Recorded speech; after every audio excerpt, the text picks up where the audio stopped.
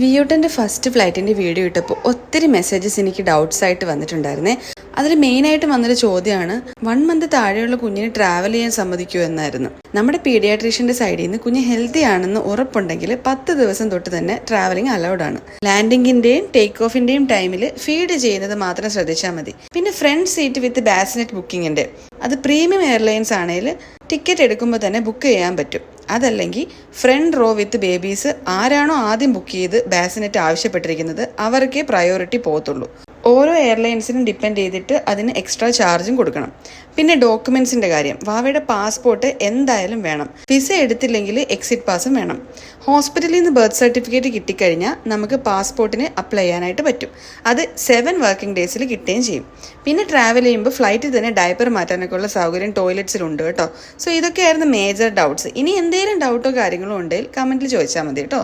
അപ്പോൾ അത്രയേ ഉള്ളൂ.